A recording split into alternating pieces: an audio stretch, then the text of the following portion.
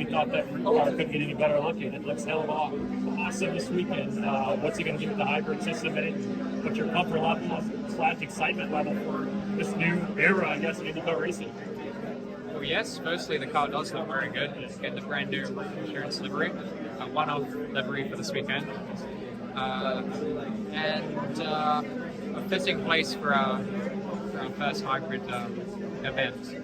It'll be interesting. I feel like this circuit is probably quite a good one from probably a driver input standpoint, just because you will be quite busy during the race, regenning potentially manually, and then deploying and pressing overtake, and then obviously you've got your other tools as well. So it's going to be busy. I think that's cool, and it's another point where you can separate yourself from the others. Marcus, you've driven a hybrid Formula One car before. Can you describe the differences between that hybrid system and this one?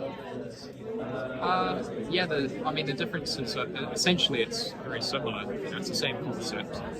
I'd say the power delivery isn't massive on either of them. In F1, it's sort of you spread your entire battery usage throughout the lap, so it's kind of like you might use 20% out of turn 1 and then 5% out of turn whatever, and just continuously use it, and you'll be regenning a lot less throughout the lap on corner entry relative to the power output. Here it will be more like you drain the battery and then you charge it back up straight away, sort of thing. So I can very much imagine us using all of our deployment out of turn 2 and then regenning the majority of it all the way back through 5 through 9. So it will be it'll sort of be a lot more charge, deploy, regen, as opposed to just a slow duration of the deployment. How much of what you learned do you kind of keep for yourself, but also share with your other 4 teammates, right? You're going to have a lot of information there, but you also maybe want to keep something close to the vest. How do you kind of share that information or don't share some of it? No, I think that we'll all share it as we like. I feel like, there's obviously a way to maximize the deployment throughout the lap. It'll be a question on how we regen and which way we do it. I'd say there'll be a couple of drivers that just try different bits and pieces just based on what they feel, and then eventually we'll all regroup and debrief. That's the benefit of having 5 cars, I suppose, because we have a lot of data. We also have a lot of simulation, to be fair, and the computer is generally right. So that's also another thing. Is there such a thing as too much data, though? Probably not for the engineers.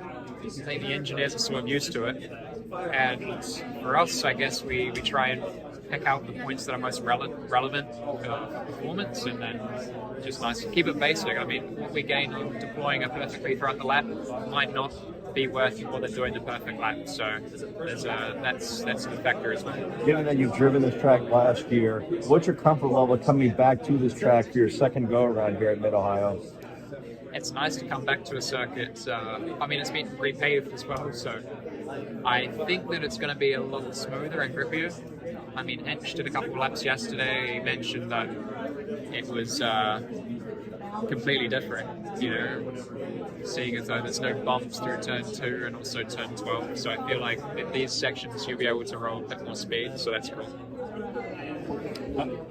Okay, all right. 12 Ganassi wins here at this track, 12 for Penske 2.